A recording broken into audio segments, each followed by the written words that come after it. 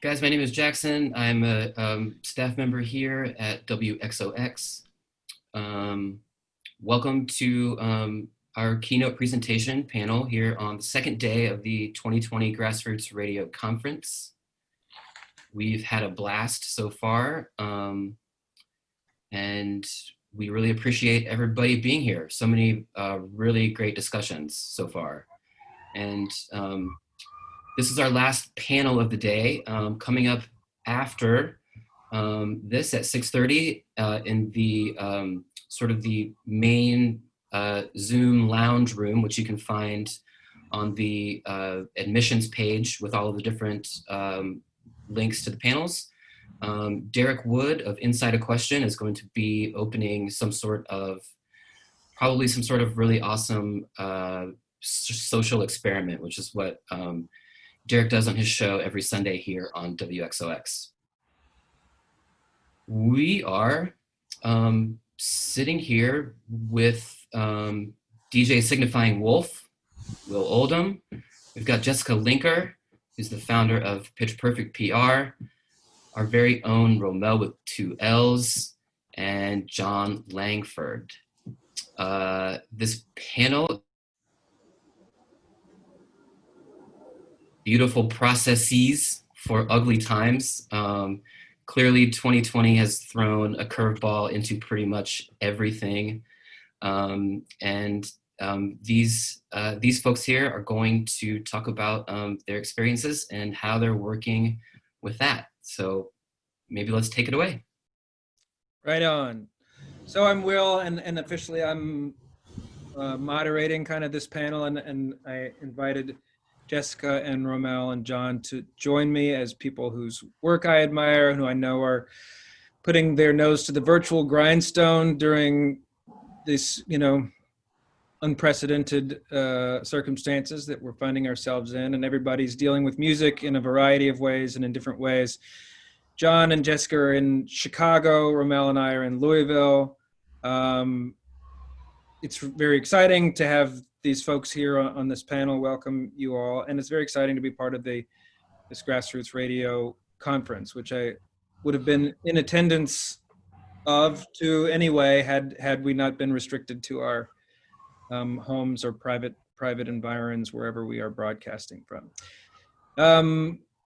Just wanted to talk to these folks, and anybody who wants to shoot any questions out to us, please feel free to, at any point, but talk to these folks about maybe where you were at the beginning, what initial thoughts were, and how you've approached getting things done in music, in musical work over the past 6, 7, 8 months. Maybe how these circumstances, and we're talking, of course, about everything that was happening leading up to March and April, and then COVID, and then socio-political upheaval, which has been a long time coming, and how people are approaching doing their work in music during this time. And then towards the end, I'll try to remember to look at the clock. I want to ask everybody maybe some optimistic thoughts or some requests of the world about what kind of opportunities create for us going forward, how we would like to see certain potentially unwelcome and unproductive practices and attitudes never come back out of hiding when we come out of hiding next year or in the next couple of years. So I can go home team with Romel. Yeah, let's go there. Romel, I know you were like me and maybe John. I don't know if were you on the road, John, when this started, when lockdown started? Not when lockdown actually started. I was in Chicago preparing to go to, it was kind of a weird week because South by Southwest went down, and then we decided we were still going to go because we had gigs at the Continental Club and various other places, and they still wanted us to go and play. That was with the Waco Brothers, so it was kind of a great learning experience because by the end of the week we were like, we're not going anywhere. You could just tell everything was changing really fast, and we were learning on our feet. But at first there was a certain bravado in the idea of like, all right, there's no South by Southwest, but we're just going to go to Austin and rock out Right on. and see how that would have worked out for us. But no, yeah, I was actually the first time I noticed people sort of wearing gloves and spraying hand sanitizer on me was on the outlaw country cruise in the Caribbean. We were on a cruise ship, which would imagine would be about the worst place you could hope to be at the start of a pandemic. But Mhm. it was actually pretty nice. But then we came home and basically just everything shut down pretty fast. Right on. So yeah, I forgot to just mention, those of you who are checking this out, a little quick introduction. John, who was just speaking, John Langford, fantastic musician, visual artist, been at it for a long time. Any number of musical projects that you may or may not be aware of, and an ex-DJ. Or maybe a DJ on hiatus, I'd like to think. I think DJ is the best job in the world, but no one will employ me to do it. So Right. I've offered to do it for free, but Ramel is a functioning, practicing, amazing musician based here out of Louisville, Kentucky. And he's also an active DJ right now with a fantastic show on Art FM called I&I Radio that he does with two colleagues. Jessica Linker, born and raised in Louisville, Kentucky, but living in Chicago.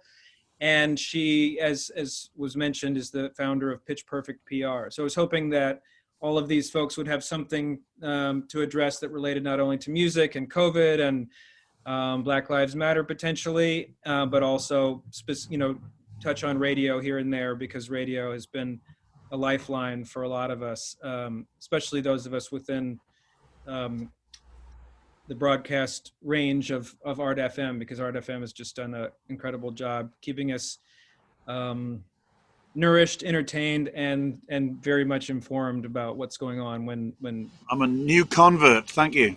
Right on. So Ramel, you were on tour.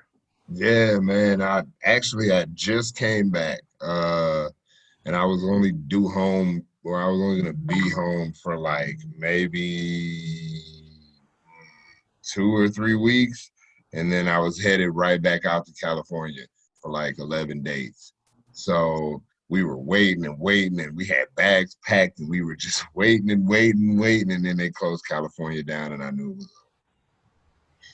And you were just waiting for the call to see, like, you figured it was canceled, but you didn't know.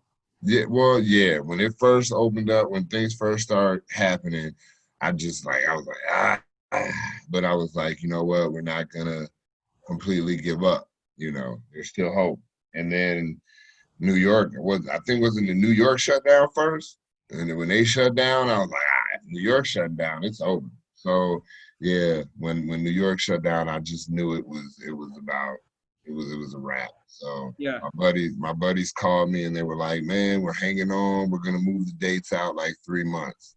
So they moved the dates out like 3 months, and then he called me in 3 months, was like, yeah, so we're gonna wait till all of this is over, and then we're gonna reboot the whole tour. And yeah, so I ended up missing quite a few dates, having to park it for these past 8 months. And what did that do? Like, first off, once you realized things were really shut down, what did that do to, say, your creative brain? Did it like strike fear into it, or did you get excited? Or initially I was overjoyed, because I was like, all right, here's a window to create.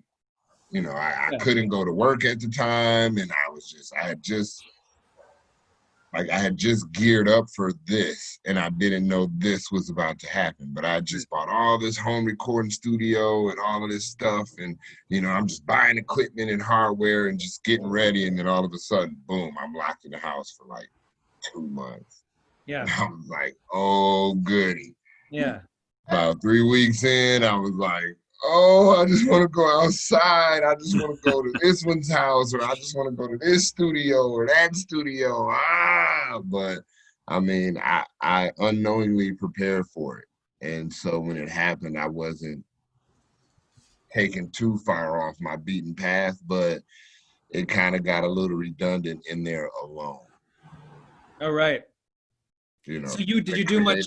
Did you do collaboration? Any virtual collaboration at that time? Like, Oh man, yeah. Well, at the beginning of lockdown, I could say that first 2 weeks, I had about upwards of 10 to 15 collaborations already kind of sitting in the email that was like, yo, we need this first, we need this first. So I took that first like week and a half and I just cleaned out every feature I had due.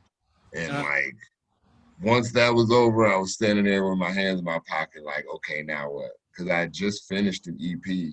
You know, as soon as we got off the road, I recorded a 5-track EP and then about 5 or 6 more singles.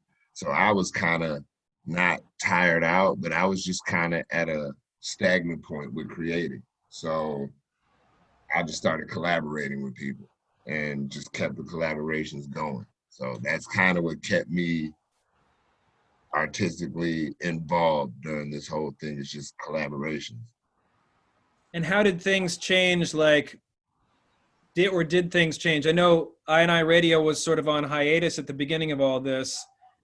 And then when things started to kind of explode at the end of April, beginning of May, did that change like how you felt in isolation and working? Yeah. At first, of course, with the passion and the emotion going on and the energy throughout the whole entire city, you know, there was a lot of anger and things that people were trying to just let out, and frustration things people were letting out. And to be honest, I didn't want to be in that wave of music. So during that whole wave or that whole time of turmoil, I just kind of fell back. You know, to me, it was just a time for me to kind of sit back and watch and refigure. And then it was a chance for, you know, me to just kind of see where everyone else was at as far as on a creative standpoint. I talked to a few friends, quite a few friends, and I had buddies that was like, I'm just so angry, I can't create anything. Then there were people that was like, well, all I can create is angry music. And then it's like, well, I mean, you're entitled to it, but I personally chose to just fall back and kind of just let things be what they are and do my part in other arenas. This is the one time I really didn't do anything in music during the protests. I did a couple of shows where I did a song, So American. My song, So American, did that a couple of times, but past that, I really didn't create anything geared towards or for specifically, because like I said, it was so much passion and so much anger in the beginning that, you know, I didn't want to say anything or write anything that 6 to 8 months down the line, I wasn't going to feel it. Right. You know what I'm saying? So I just kind of stepped back during that time and just observed and processed and tried to just keep my family and things together. It's really challenging. Everything is really challenging to approach writing about, it seems like. Making music about. Yeah. And Jessica, did everything just grind to a halt really quickly? Yes, You? very quickly. I remember being backstage at a show for a band that I work with that had a record come out in January, and things were feeling great for this record, and we were backstage at the show, and they're about to go to Europe the next week. And I was like, I don't know if you're going to be going to Europe. And he's like, oh, we're going to go to Europe. It's going to be fine. And then like 2 days later, everything, just everyone's tours started getting canceled. I mean, South by Southwest happened, I think, like right after that. And then just one tour after the next. And it was pretty crazy. I mean, it was like a lot of people were sending out press releases announcing that tours were being canceled. Some people were just posting it online. It became a point where it was like, why are you going to send out an announcement about this? Like everything is stopping. And it was really pretty sad for all these artists who were so ready to hit the road in support of their new albums and start really promoting them. And for those who don't know, by which I mean probably only me, when is South by Southwest? When was it this year?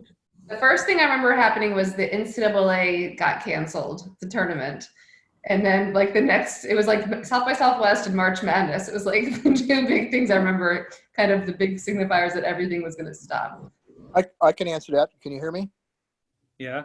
Okay. This is Jim, and I'm from Austin. South by Southwest is in March. It's called March Madness. A lot of clubs and restaurants have what are known as 13-month leases. They charge them double during March because everybody makes so much money.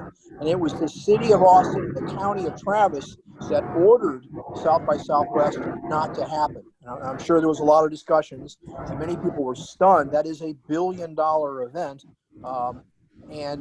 But now everybody's canceled. But South by Southwest is in March, and it was probably the first major event that was canceled. A little interesting side note that I don't know if people aren't talking about it much here, and I don't know how this affects, if it's similar at all in Chicago, but in Louisville, I guess liquor licenses are renewed at the end of October.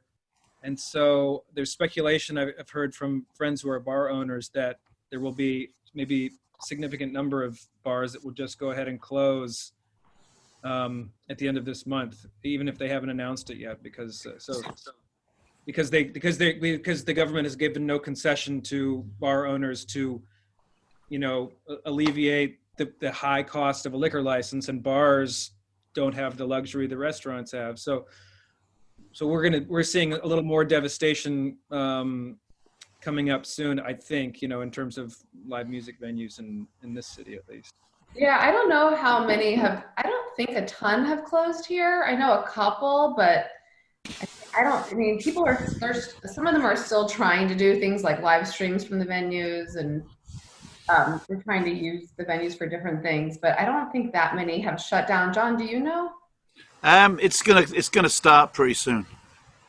Once the winter comes, after the spring was lovely, and we had the demonstrations outside here in Chicago, and a lot of people gave up on the lockdown and went out and demonstrated, and kind of realized that it was possibly, if you're outside and you're wearing a mask, things are kind of safe. So a lot of the venues then started opening up, doing outside gigs. The city hasn't really supported that very much. I was hoping the city would be blocking off streets and letting people perform in the street and really encourage these clubs. It really hasn't happened very much, but people got very comfortable over the last few months at having performances outside. Fitzgerald's in Berwyn has a really great patio space. Up in Evanston has got a tent in the alley, and they started doing stuff. But now the winter's going to kick in, and really all those events that have happened over the summer months have been kind of lovely on certain levels, and have been sort of supportive for artists who have no way of making any money.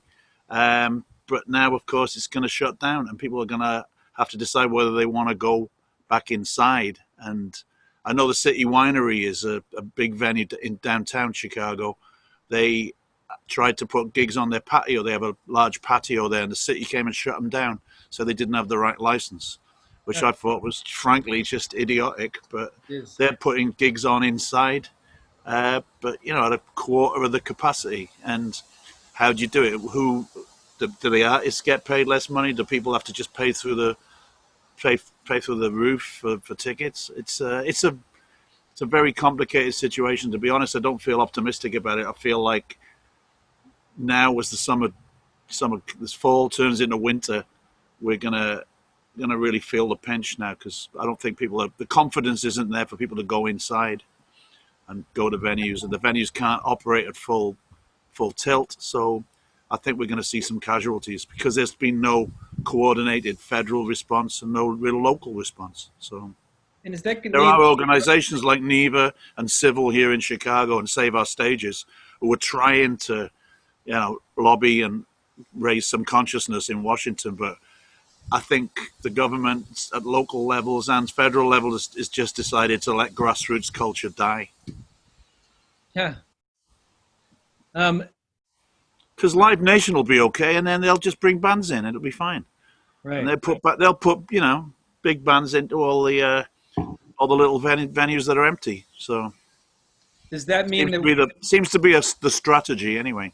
That we all have to get more accustomed to the idea of either of doing more or finding more interesting, interactive ways of engaging over the internet? Or do we have to do that? I think that's one way. I found the internet. I found it difficult, problematic. I don't like playing to my phone in my basement. You know, Yeah. it's hard. I think. And you were saying, and Romel was saying, like, it's also, yeah, it's kind of boring. Like you don't really get the energy back from anybody. You need that energy, and you don't get Yeah. that from the phone.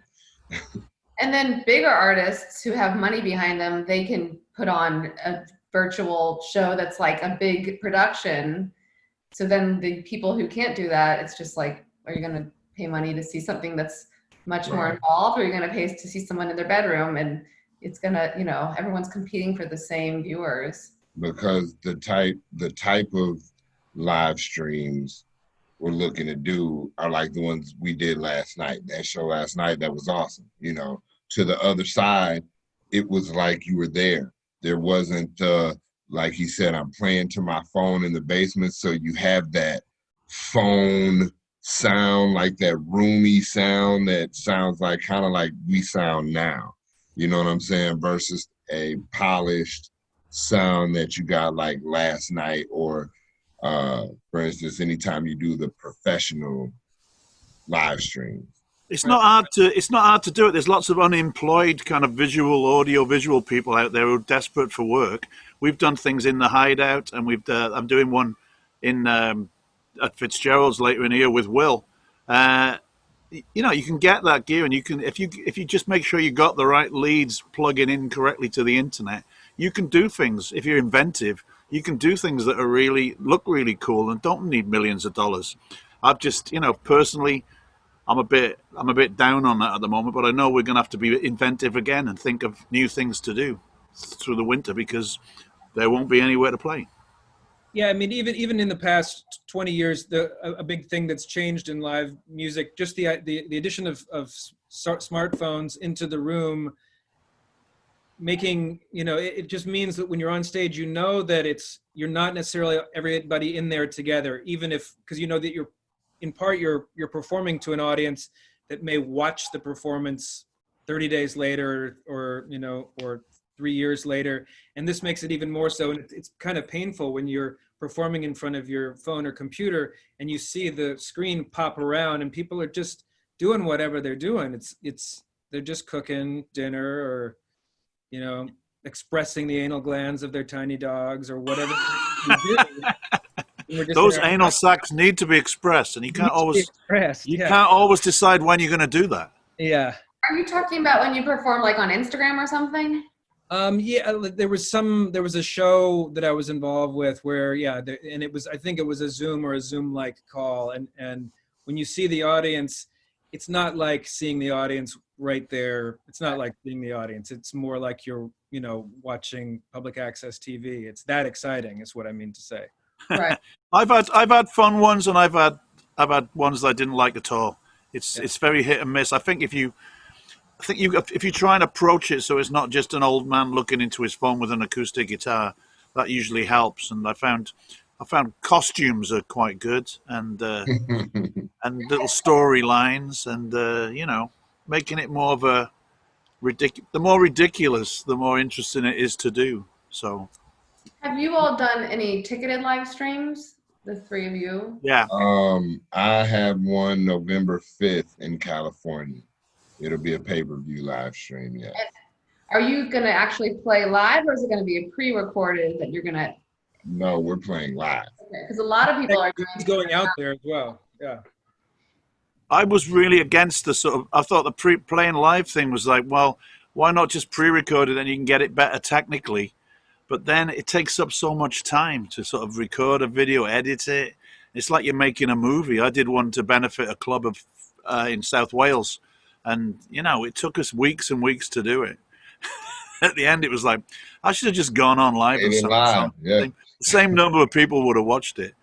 So, artists that you work with, are they hungry to do these things, or are artists reluctant to do these, or like, no, come on, give me another opportunity to. I think the ones that are like pre-taped, they're doing it really for like promotion of how to keep a record, you know, how to keep things moving for a record cycle.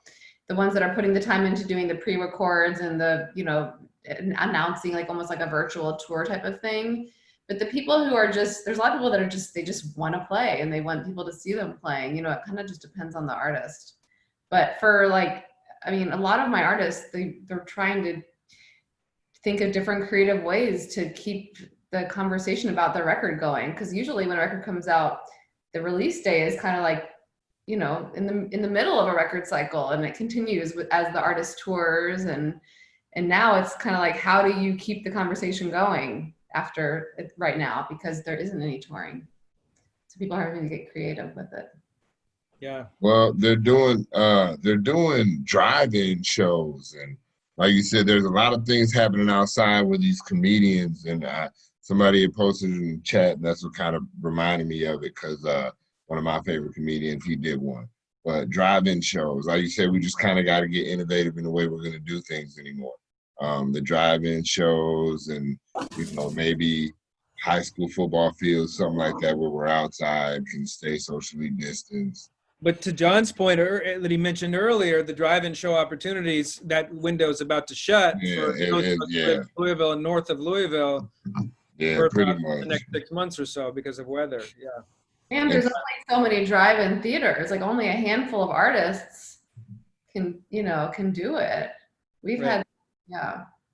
We did one where it was actually just on a piece of kind of waste ground out in Maywood, and we were all on the backs of. We had like the band socially distanced on the backs of 5 pickup trucks parked up against a wall. Fitzgerald's did that. That worked out. That worked out really great. But again, technically, it was all by the seat of your pants, and it was just you were kind of making it up as you went along, and it is possible. But again, it was, as I said, outside and tricky. Are you finding that artists are asking you to do things that are outside of what you've done before, like in terms of, are you more involved with, I don't know, like with finding opportunities to perform, over the yeah, definitely. I mean, there's a lot more conversation about how to get creative, how to keep things going, and there's a lot, and I work with the media, so a lot of times it's like, even if it's like an artist performing on a website's Instagram, or like live streams within different websites, thinking of different ways to not just performing, but how artists can get their personalities out there more. I was telling you a couple of days ago, I have an artist she's a new artist, she's pretty unknown, and she's been doing this series where she's talking to other artists, each of them in their own respective bathtubs. And it's like this ongoing bathtubs interview series she's doing. And it's just, artists are having to be creative in new ways, marketing, it's a lot more, they're having to do things that they probably would not normally do. And I'm having artists who, normally wouldn't do certain types of press, and they're having to do things that they're having to say yes to things because it's like, what can you do right now to break through? Now, the more established artists, I don't think have to do a lot of that stuff. This is more like up and coming people who are trying to get some sort of recognition. Is the bathtub thing something that she hosts, or did you find a host for it, or? She hosts it. I didn't think of the bathtub thing. I've just like used it in my conversations, like you can get a feel for her personality if you check this out. She hosts it, and yeah, I don't know if she thought of it or exactly who thought of it, but yeah, I mean, people seem to like it. Yeah. You want to look at someone in their bathtub. Yeah, exactly. Yeah. And I don't know if there's been a ton of conversation probably at this conference, because I never go online, so I don't know. But about how radio's been dealing with things, and like I mentioned at the beginning, Art FM has been so great, and it was so exciting when I Radio came back on during this time. I was just like, thank goodness, this is happening.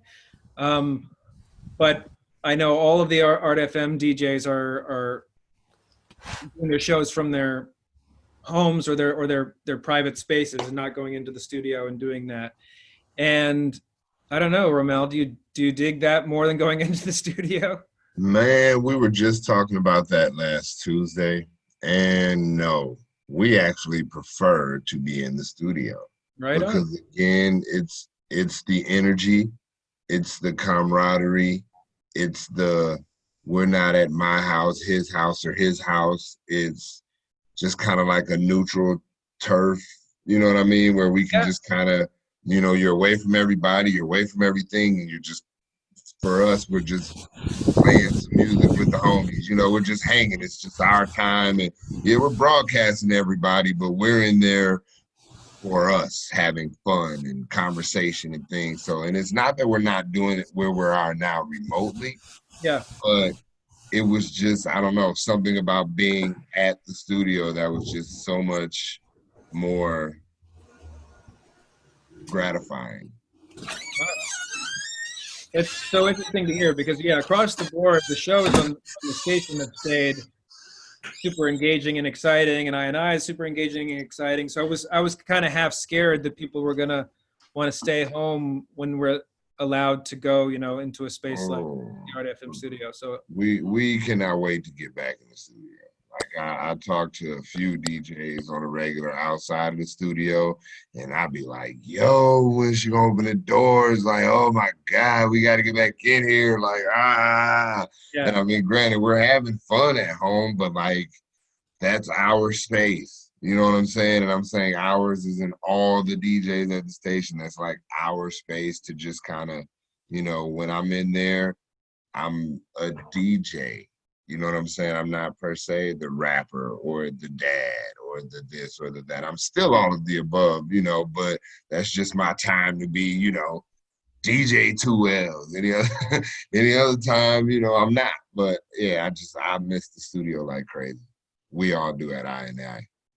I know I miss, I love calling in the station, and you can't call the station now because there's nobody there to answer the phone. I love to call and ask about a song or whatever. Yeah.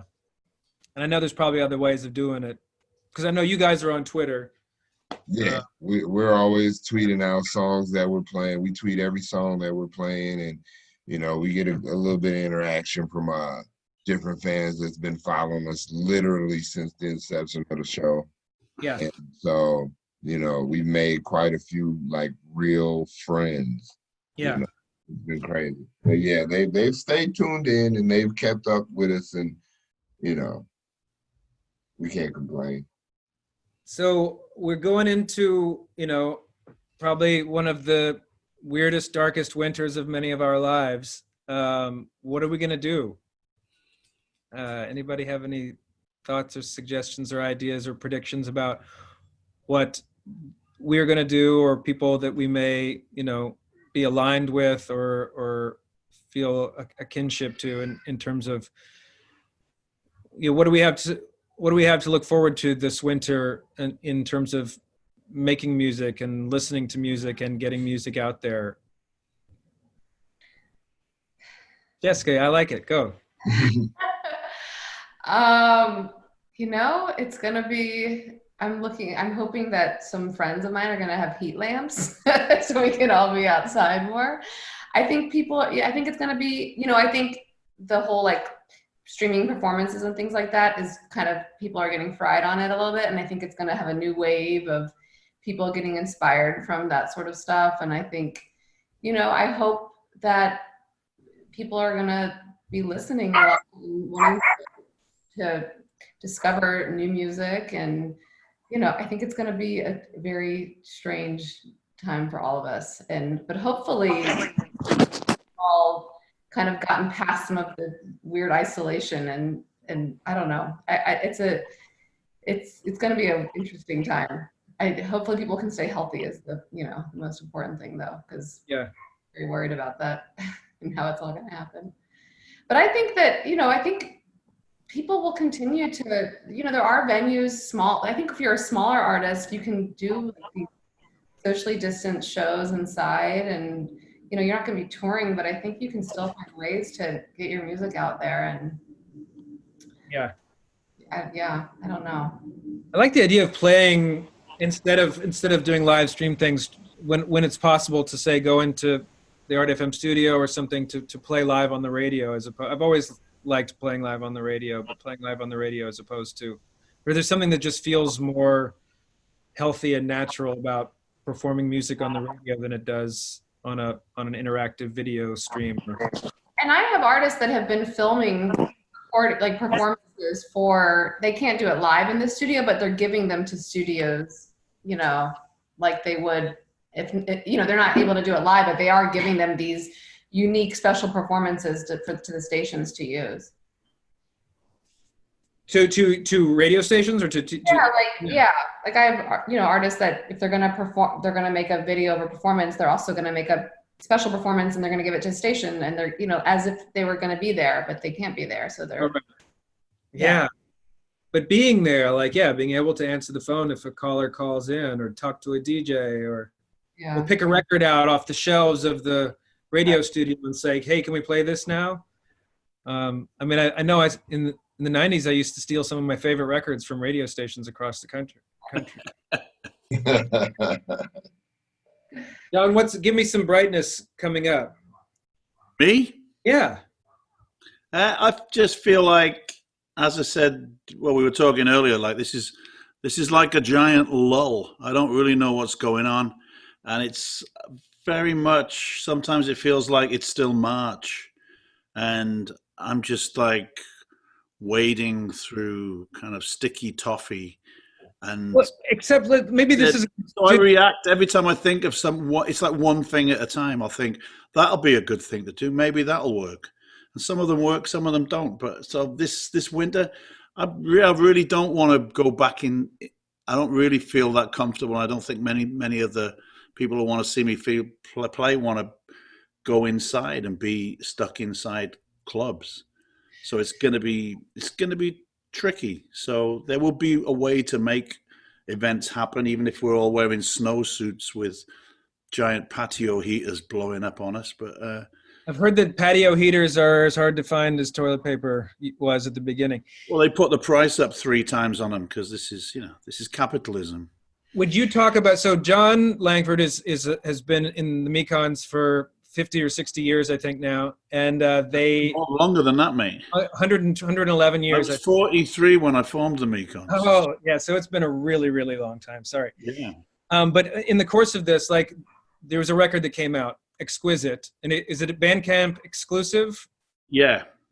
And was it...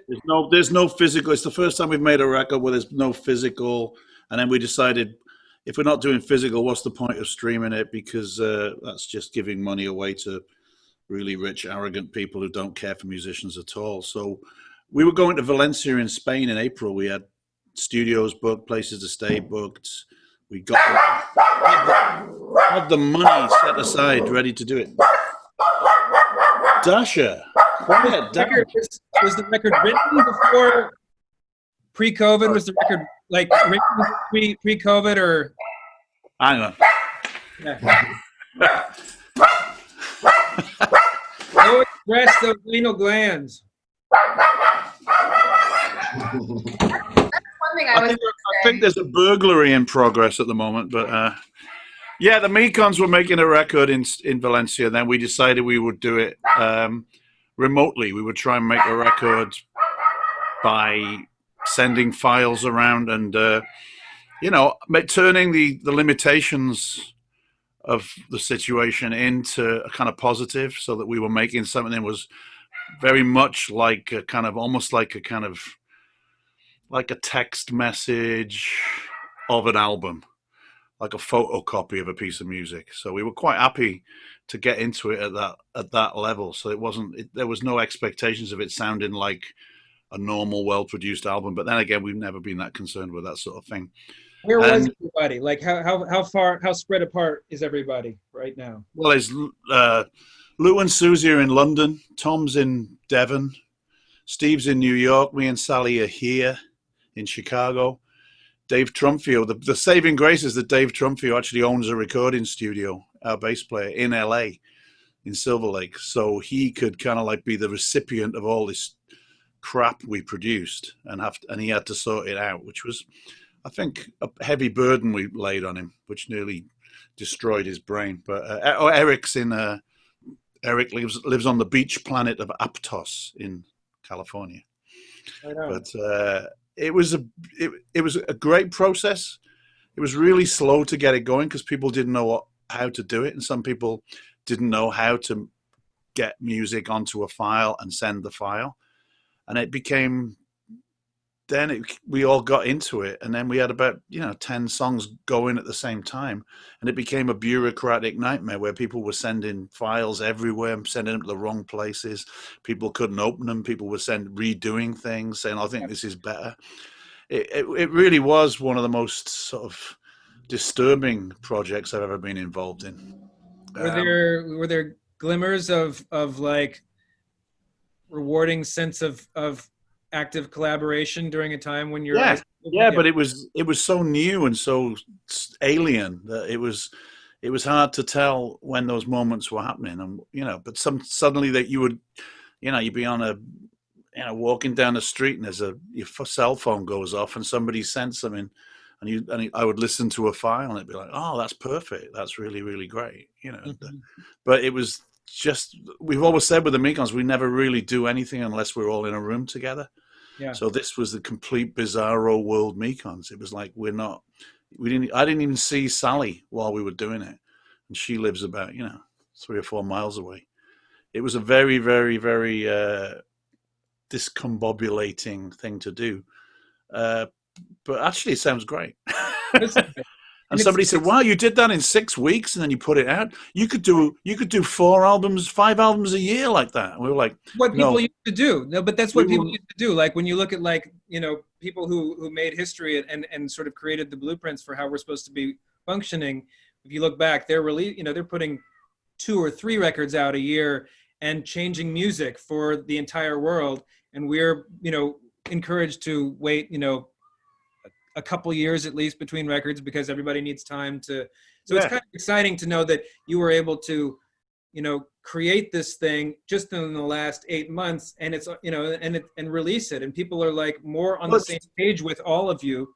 Yeah, it was 2 months. It was 2 months, and it was available on Bandcamp probably exactly 2 months after we'd had the idea to do it, to actually start it, and it was out there. And then we did it on the Bandcamp of a day where they donate all their commission to various charities. They did it to the NAACP that day, so we thought that's a good one.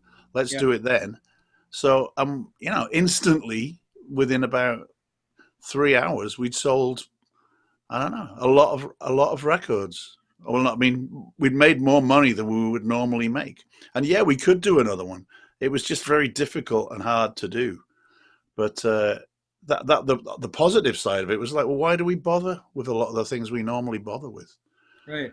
And we got great press as well. I'm sorry to say that, but you're always encouraged to have like 6 months to have your records sitting on a shelf so somebody can go out and talk to all. And it's just like this time, it felt urgent. It felt urgent to get the record out right now. Yeah, I would hope all that good business practice is just meaningless. I would like to see a side effect of some of this be that music that's created comes out quicker so that the audience and the artists are more on the same page at all times. Like it's not like you're asking the audience to get excited about something that you maybe have recorded a year before and you're not really there anymore. You're somewhere else, and you still can stand by the work that you did, but you wanted them to be like, hey, where are we going next? Or be able to influence where you're going next and not just be a bystander just watching. Yeah, I've constantly been told to slow down, in my sorry career. Just like, you can't put another record. No, you can't do that yet. You'll have to wait, And now I'm actually doing a series of singles with a label in Valencia. And it's an American guy and a Venezuelan woman who run a label there. And it's just great. They said, why don't you just do 7-inch singles? We'll get them pressed up. Just do as many as you want. And I'm like, well, how many will that be? He said, well, how about 23? So I'm like, we've done 3 already. But, it's just this kind of, anytime I want to put something out, I'll just put out a 7-inch single. Yeah. And it doesn't have to be a fully realized project, but it's kind of instant as well because, they come up on Bandcamp. Bandcamp is one of the revelations of this thing for me that just put your stuff out. Who cares, You have the benefit of being an artist that people know too. You have a built-in fan base. So that's, that's a great. I know both of my fan base personally. I think to call them built in is like, I don't know. No, but I'm just saying, like, you have fans, and I'm talking, some of the people that I've been talking about have had, like, they're really just getting going here. Yeah.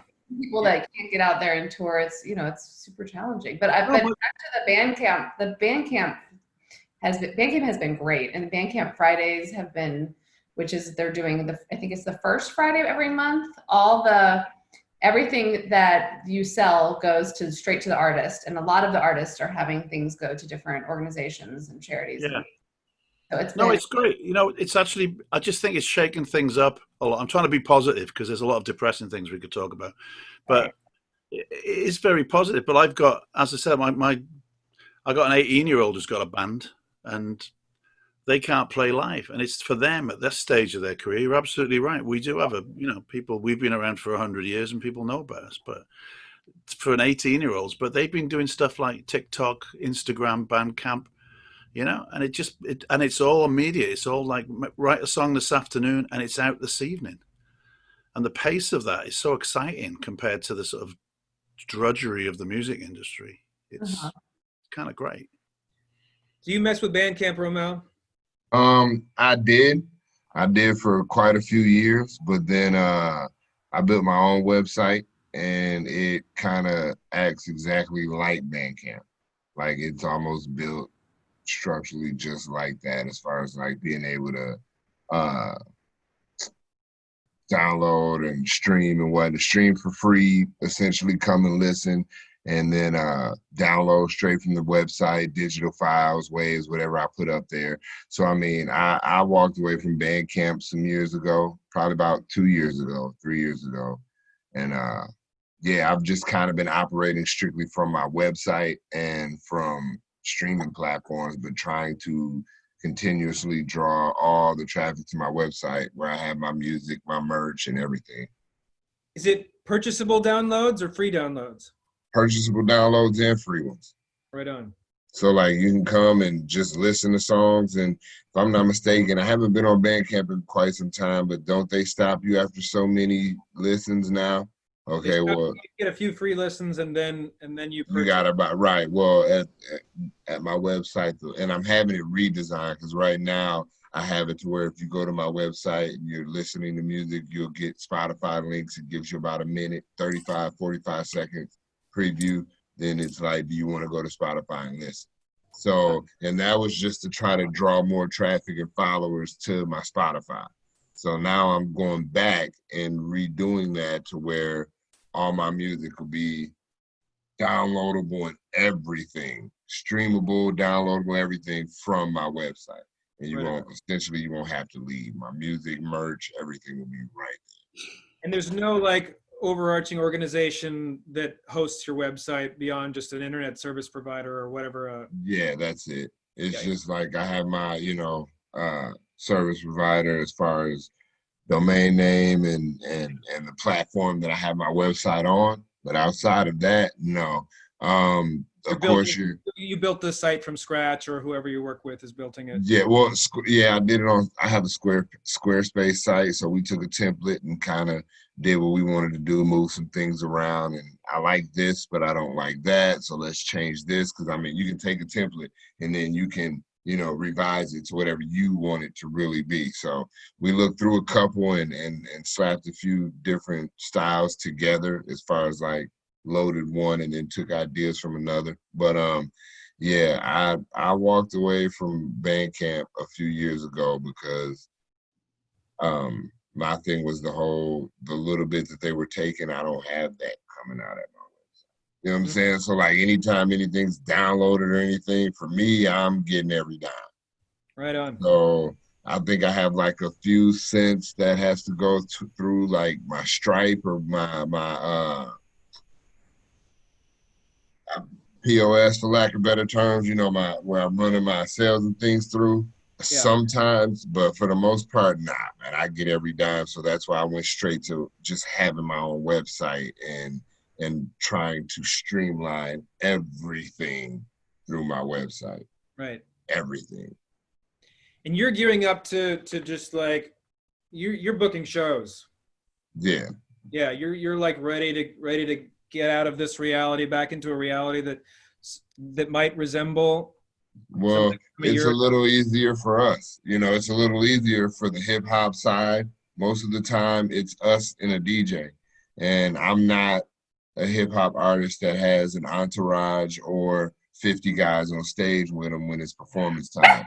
Me, my DJ, whoever's featuring in the set with me, and you know, but for the most part, it might be 3 of us, sometimes 4. But for it's not a big crowd. So Yeah, for the hip hop side, the social distancing shows have started back up. right. And it's like, you know, like Jessica was saying, we're not big names. So we don't fill venues like that. So if 50 people come out and social distance, we're good with that. If 30 Right. people come out to a club that only, you know, holds 110, and there might be 30, 40 people in, 20, 30 people in there. Everybody's got room, masked up. I haven't done too many shows, but yeah, we are back to getting them together, and it's been a mix of live stream and live, you know. It's like a proper tour you're booking, or is it just like some shows? Well, no, it's just some shows as of right now. We have started trying to book our 2021 cross country, but again, we're hitting the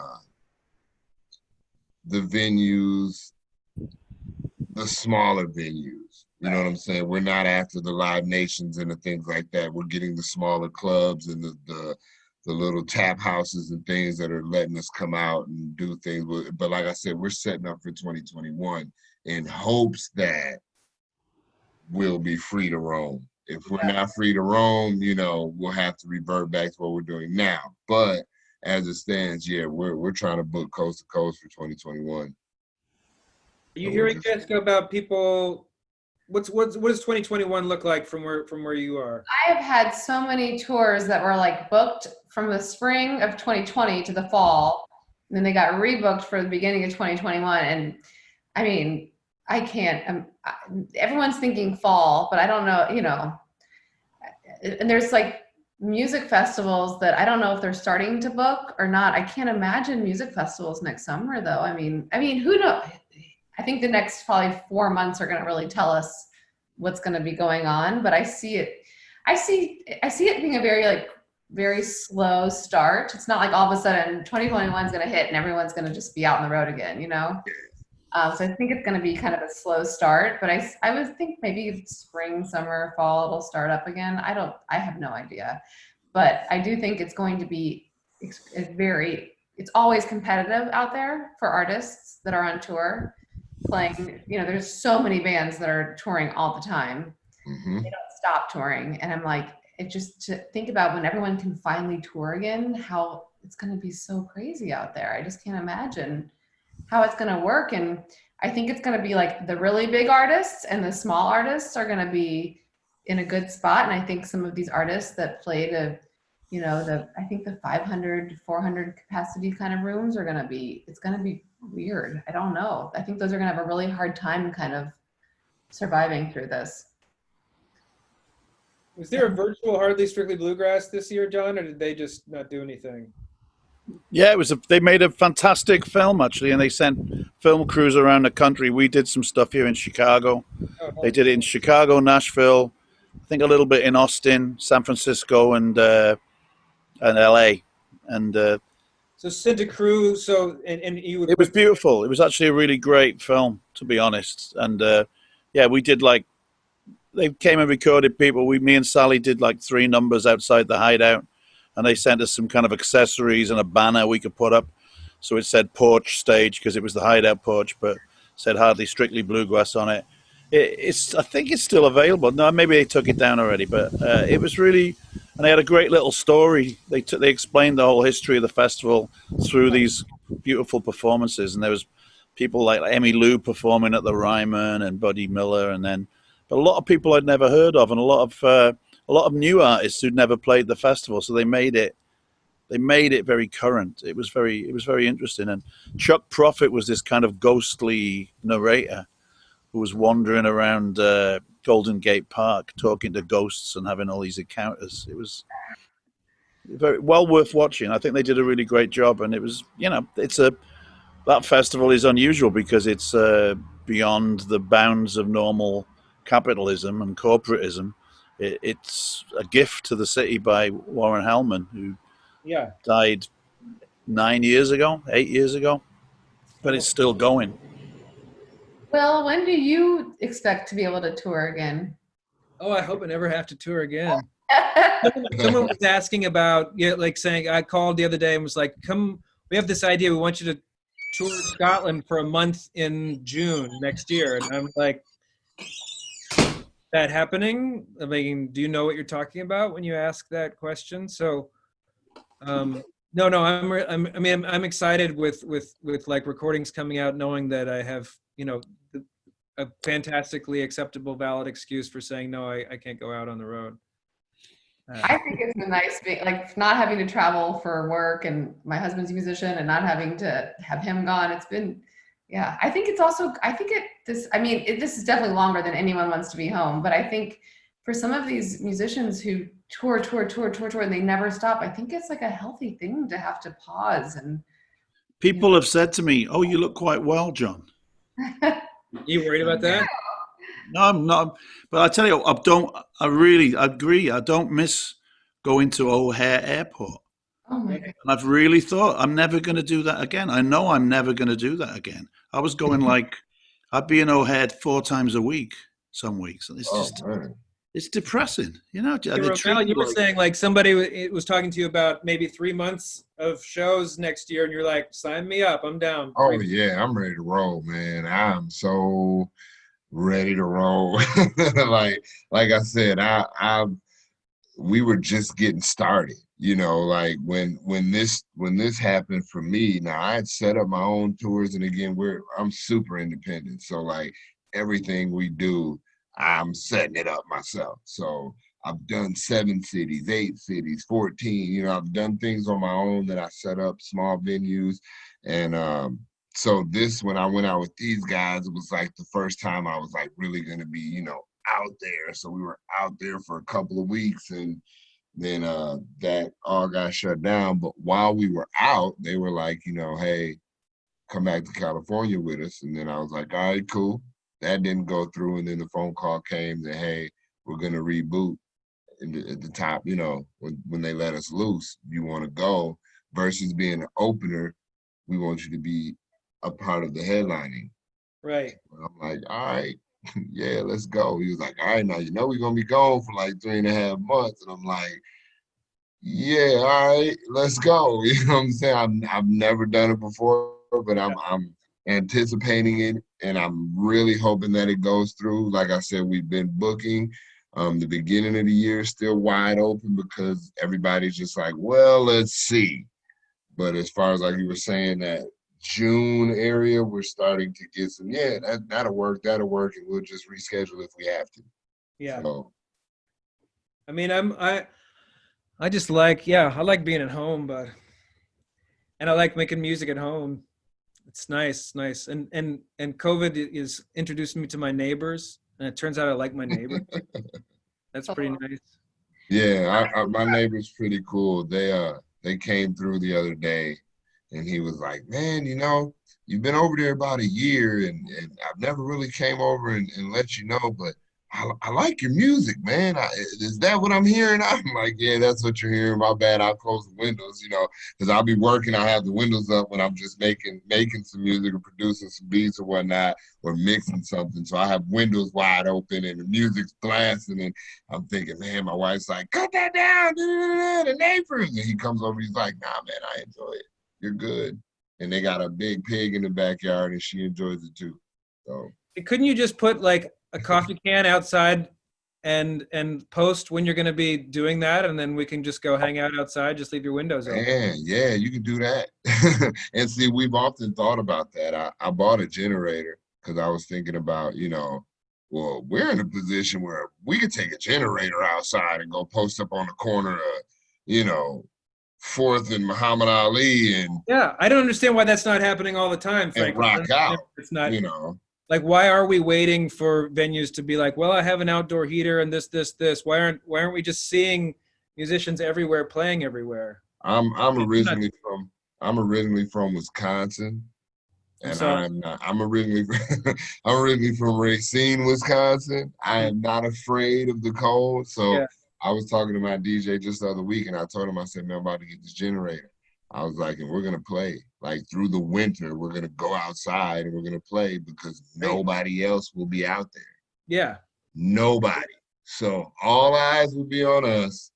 Everybody's going to wonder who these crazy dudes are who are coming out in this 20, 30 below or 20, 30, wherever we get in Louisville, in between there, and playing. Like, I'm ready to play. I personally miss performing, like, really miss it. So I'm just ready to get out there. So we're conjuring up ways, building a little stage to kind of break down and throw in the back of the truck and take with us, little platforms to kind of hold up DJ equipment and stuff like that. So we're building our own little kind of like mobile thing that we're going to try to test drive through the fall and the winter and see what happens. We'll see if anybody joins us. I think DJ is a perfect thing for it too. You don't like need to, your fingers don't have to be, and people can just bundle up and move their bodies and body heat. We maybe get a little hot cocoa machine out there or something. Boom, there we go. And in the winter, like, our breath is our friend. You can actually see when people are like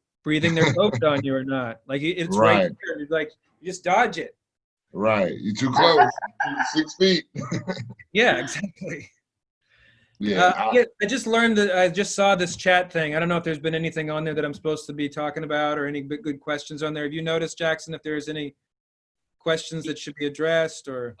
No questions, but this is an interesting thing that Mark and Jennifer in San Francisco have noticed, is that I guess for live performances inside or outside, no singing is allowed and no wind instruments. So you're not blowing your droplets everywhere. Where's that? In San Francisco. And here's no the deal. Singing is allowed. No singing indoor or outdoor is what they're saying here. That's crazy. I have a friend in Copenhagen who said that she's played shows and the audiences are not allowed to cheer or sing along. Wow. In an indoor. Yeah, it's all about the droplets, I guess, really, when it comes down to it, I wonder how California. Well, see, that's where California, at San Francisco.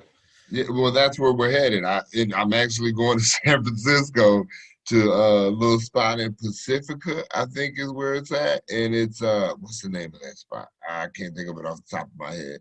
But so now I'm thinking like, okay, well, we rap. Does that count? Like, right. Like, so what are we doing here? Are we going up here to lip sync or like? I have to make a call on that one. That's interesting. I'm glad that was brought up. Yeah, that's exactly where I'm headed. Like San Francisco is where I'm headed. Well, we had a gig cancelled last night. We were playing outside on a patio, but the club cancelled it in the afternoon because they'd had someone 12 days ago worked at the club. Come down, was tested positive. They hadn't been there for 12 days, but it fell within a 14-day period. And so the gig I was meant to be playing tonight, it's tonight. That's what I should be doing. I should be dashing there right now. But it was kind of nice, the response everybody we put up. The club put the thing up and they were very apologetic. It's the Waco Brothers. We played twice. We played once with the Waco Brothers since February, and I just haven't seen any of the guys in the band, which is, for me, the Mekons and the Waco Brothers, the act of collaborating through music with these people is a really, really important part of my life that's actually just completely gone. And tonight I was quite exciting to be doing it, and I do miss all these people very much. But the response we got on Facebook was really nice. People were thanking us because we said we, completely respect the club's wishes here, and we, sorry, we'll try and reschedule the gig later. And people were very, very, serious about it, saying that, that they actually, maybe it's just an Illinois thing, but people were very, very respectful and saying that they respected the fact that we, were erring on the side of caution. That's cool. I feel like we're not, people are not giving ourselves, I guess I'm speaking for, I don't know who I'm speaking for. I feel like there's not enough encouragement for creative thinking and for leadership coming from the bottom up, though, in general, when it comes to how we're approaching COVID. But you know, as a musical community, that there's a lot of waiting for other people to, or a lot of abiding by certain kinds of rules when it just seems like, I don't know, like I don't know, just people taking a little more power into their own hands and trusting at least their immediate communities, the communities that you know because they are your colleagues or your community, that they have your best interest at heart and you have their best interest at heart, and that includes sharing musical moments with them in a healthy, constructive way. Well, it's public confidence is going to have to come back as well before the clubs can fill up. Yeah, We're going to have to feel confident that yeah, it's safe. So I think it's there's part of me that just wants to do the same thing. Just like, I want to get out and play so bad. But Yeah. tonight was going to be like, okay, I'm going to go bonkers tonight. And now I'm gonna watch a movie, maybe. See, last night, Netflix. that's what it was for me. Like, me and DS were backstage and we were like, oh my God, dude, it's been like 8 months. Oh, and we're bouncing around and, it was like, oh yes, finally, finally. And I literally had to like calm myself down because I was so excited that like I was already kind of short of breath before I got on stage from being like just completely, oh man. And then I was like, okay. And then the music started and it was like, boom, right back on the skates. And it was the best time ever. So it was like one of the things where now I have the itch and I'm ready to, I'm like, I don't care. Just stay 10 feet away and we can do this, whatever you guys want to do. I'm at that point now. I'm like, yo, put me in a bubble and let me go wherever they want to hear some rap and let me do my thing. I'm just eager. But I understand I have to wait. So yeah. Let's see, Jennifer in San Francisco, she who mentioned the singing and the wind instruments. She did have a question. Really, was how do you guys feel about the worries about singing and that come along with performing with maybe wind instruments and vocalizing of any form? How do you navigate that if you are performing at all? So Romella, it's probably something that you definitely are going to be dealing with. Distance. Yeah, it's been distance. Like last night, there was nobody immediately in front of us. And you know what I'm saying? There were only a couple of people there, and those couple of people were still further back in the room. The microphone, what's that? Masked. Yeah, well, we were masked up all the way up until like, okay, time to go. But the crowd had a mask. Right. Oh, the crowd, yes. The crowd and everybody working the event completely masked, and there was hand sanitizer everywhere you looked and, things like that. It was a little weird as far as, like I said, the getting ready and breathing and trying to start getting those lungs opened up to perform and taking your deep breaths and I went outside.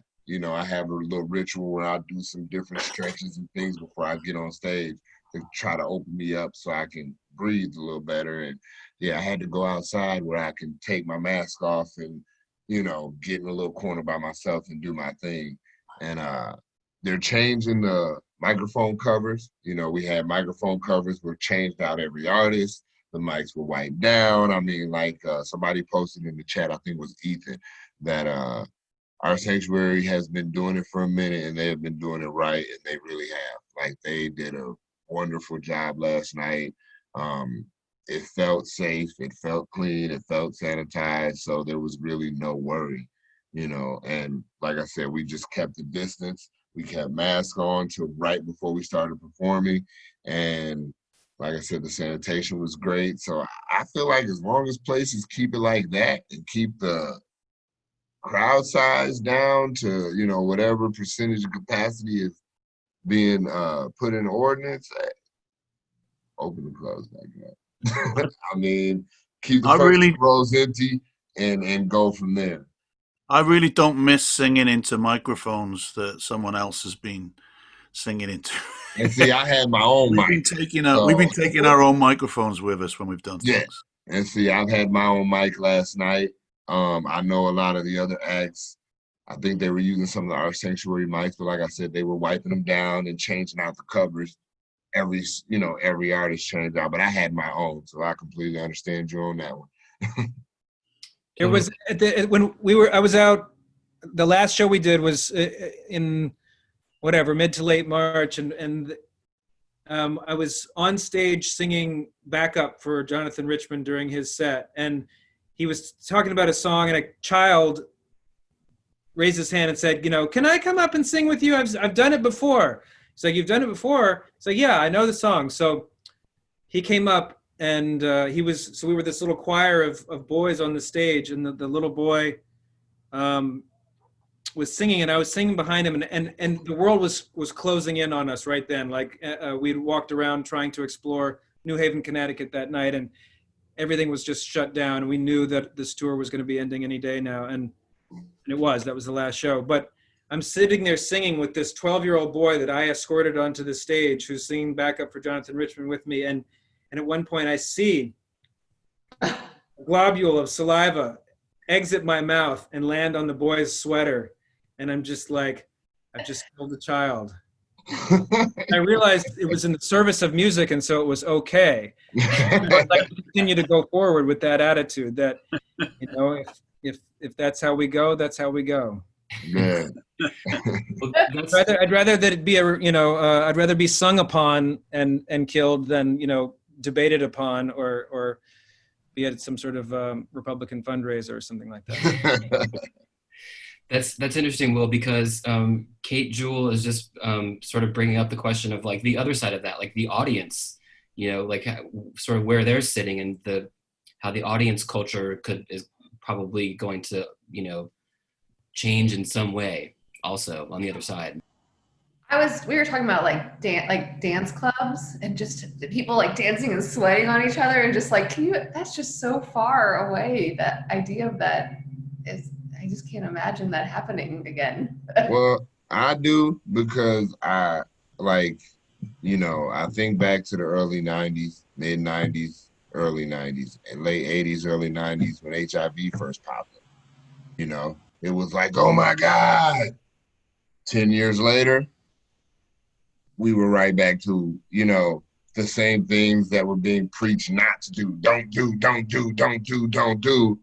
10 years later, it was like, oh, well, after the panic's over, and because this is very new to us. So I think after everybody kind of accepts it and accepts that it's going to be here forever, and we get this thing kind of figured out, things may not go all the way back to normal, but they're going to get really, really close. I think they're going to get really, really close, because as we're seeing it now, you're seeing these parties and things on the news where people are just like willy-nilly. Oh yeah, let's just go, and these different shows and stuff that are being shut down. And I'm not, agreeing with it or justifying it. I'm just saying there's still a big part of society that is not being moved by this, or they're not intimidated, they're not afraid per se, so that part of society is kind of going to be a saving grace later, because those are going to be the ones that I personally think are going to still come out, and then 5-6 years from now, when we're all not so about the coronavirus, I think, same with swine flu and malaria and all these things that keep popping up that we know can kill us. In about 5 years, 6 years or so, I don't think it's going to go all the way back to how it was. But I do think we're going to get really, really close to some sense of normalcy when it comes to live performances. Because right now, it's just kind of don't spit on me, don't touch me, don't this, don't that. But when everything kind of comes out and all the misunderstandings and miseducation and all of that part about this is over with, I think things will get close. It'll never be the same because it's not supposed to be. But I do think it'll get close. I think we'll get close. It's so, yeah, it's daunting because there's so many things, yeah, that I look for in the future that I don't want to see come back, but I don't know, but what do we want to see come back? And ideally, there's been a fostering of mutual awareness and mutual respect that potentially we needed as a group, and that would be something that we see in audience mentalities. Just some stronger recognition that there are other human beings in the room with you. Yeah. Like I said, I hope, let me say that, I hope we get back to somewhere close to where it was. I mean, because like we were saying earlier, that energy, man, that energy is so needed. If it wasn't for those 10, 15 people that was in our sanctuary, I'm gonna be honest with y'all, I don't know if I would have had the same energy. And during the set, those simple woo, those 2 or 3 people you could hear at the end. Granted, I couldn't see anybody because the lights were blinding, but you hear it and you hear the woos and you can feel that. And I mean, my love for music, I can't even lie to you guys. My favorite artist posted he was coming to Louisville today. I'm probably gonna be in the venue. I'd be in there with the little space bubble on my head, but I'm probably gonna be in that joint. You know what I'm saying? And I'm just being real because that's how I love it that much. So I might be in there in a full-on, Kim Warfare outfit, but it's whatever. I'm going to see Benny the Butcher. I'm going to see Conway. So let me just put this Kim Warfare gear on and let's go up in this venue. So but that's me personally. It may very well come to that. I think that's possibly the future. That would be great too. I could handle that as long as the shoes have supportive arches. Standing there for show the length of a show. You want your full Kim Warfare suit, but you want to have some nice footwear going on. Those things get a little hot. Ramel's right. It's a two-way street, though. You can't perform and you can't really put out. That's what the thing's about. It's not about just you making something and tossing it out into the ether. It's about the reaction. It's about the conversation. It's about the shared experience. It's about a community, and that's what we the hard part. Get back. Right, and that's the part people are going to have a really hard time letting go. You know what I'm saying? And I think that's going to be one of the things that bring people back out. Like I said, for us, the studio that's our spot. That's where me, Whip, and DS go, and that's our time, and then there's the stage where me and DS, that's our time. So some people have that with those friends where all we do is go to shows. So as soon as they start back up shows, we're going. I know a lot of people like that. So, I mean, I see both sides. I just wish safety and good health for everyone. Yeah. How are we doing, Jackson? Something that I feel like might be important to mention that we hadn't got to yet, but someone had mentioned Patreon, which is a huge thing for a lot of people right now. Not sure if any of you guys have much experience with that, but I know a lot of artists who use that. And is Patreon sort of like a more sort of a generalized Kickstarter thing where you just say, "This is me, give me money, and I'll do what I do"? What is it? I don't know. Jackson, you might be able to say more about it than me, but I think it's like people almost like join, they're like a backer, they're a supporter, and they might get like special things first. You give them, they're like almost like part of your fan club, but being part of your fan club, they give you some money and you give them things. Like maybe if you had one, like they would be the first ones to see your new music video, like that kind of thing.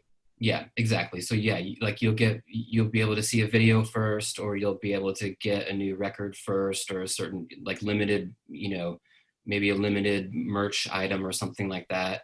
And then there's also, I think, an element of just like sort of keeping in touch personally with with your fans as well. It's It's exclusive content is what Lori said. I investigated a little bit. People actually told me that was something I should do, and I found like this looks like it's going to be a lot of hard work, a lot of, again, more bureaucratic nonsense, and there was a sort of exclusivity about it. I just kind of left a nasty taste in my mouth, really, that you're sort of offering. It's like when you say, "Oh, you can come into the show early and see the band sound check and get a bit more, give us some more money." You know, I don't know. I'm a bit. I think it's a great It's way not for us. It's not for us. people to make some extra money and have direct contact with fans. I mean, if they're not out there, it's like if you're gonna sell your merch and you're gonna get a chance to say hey to someone, I don't know. I think it's a nice. I don't have a ton of artists that do it, but I think it's. Yeah, I think if that, it's not for everyone, I would say.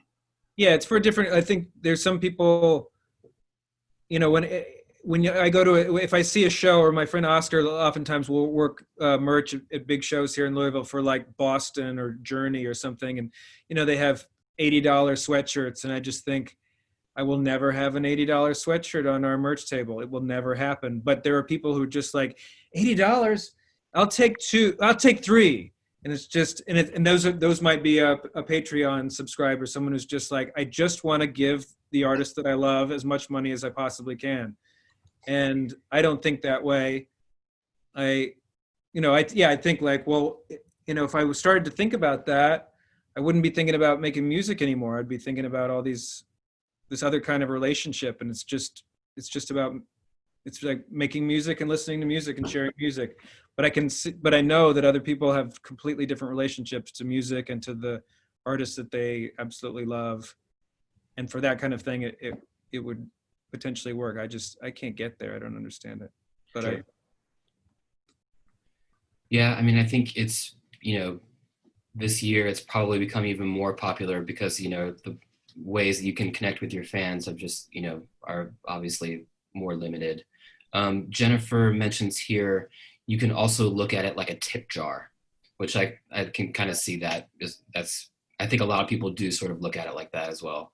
You don't have to, let's see, Paul says you don't have to offer exclusive stuff, but a lot of people do, I think, to, as incentive to sign up, to get their fans to sign up for it. I've also had a problem with tip jars, though, frankly.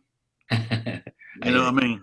I'm like, I can understand some people, that's a great way of working for some people, but for us, like the whole GoFundMe, that's just like something we've struggled with and we've discussed and decided it wasn't for us. So. Heard. It's like going back to the live shows, live streams people are doing. A lot of them, like there's one that is from this club Constellation in Chicago, and it's like, people can pay if they want, and a lot of people, they do pay, which is great. But yeah, it's kind of Constellation doing it. Are they doing audiences as well though now, right? They're kind of, they're doing, you have an option. Like you can decide you want to have some people there, you want to have only your family there, you want to open it up, you want to just do a live stream. It kind of depends on what you're comfortable with. So that kind of flexibility is a pretty interesting model looking into the future, and in terms of just an artist for any given show or any given tour being able to work with the venue on, well, what would be what's the best way of presenting this show at this time in the world.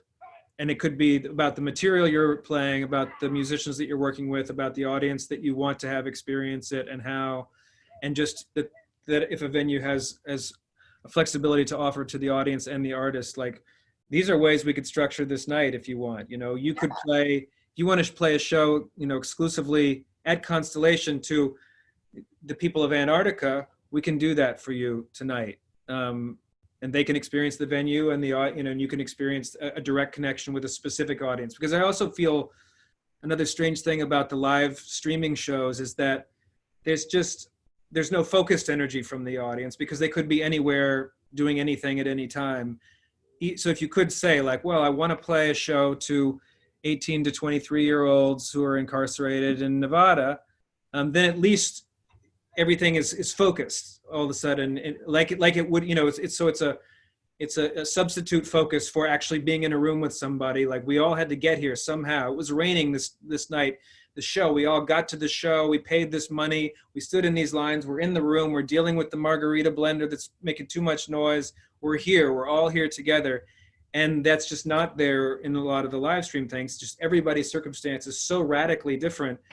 But to allow a venue to potentially foster something that connects the audience and the artist, like we actually are doing something together, and how do you maximize that? And you could do that in a healthy society as well as in one that's afflicted by plague.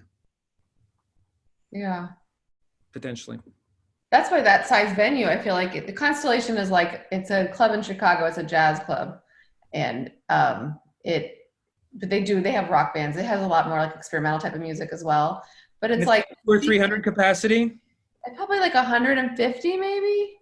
But they're just doing like some small tables set up in the room if you want to have a band there. If you want to have an audience there. But it seems like they're doing it in a really good, safe way. And yeah, it's going well so far.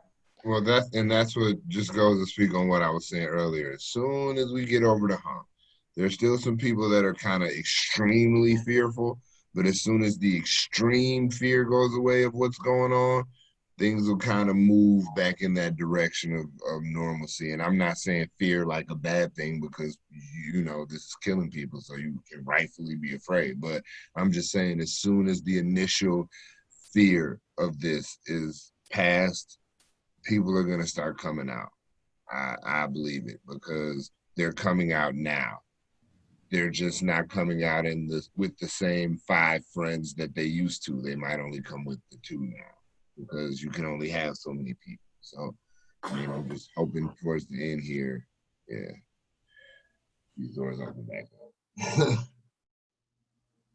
Really hoping for that. Really. John, leading up to this, you had promised a fly, that you would have a fly on your head. Well, I guess I haven't talked enough bullshit yet. So. All right. I can get there. Well done. Oh, you guys, this has been really great talking with you all. Anybody else have any questions? Anything like that? Anything else to say? I wish everyone the best of whatever can happen in your careers.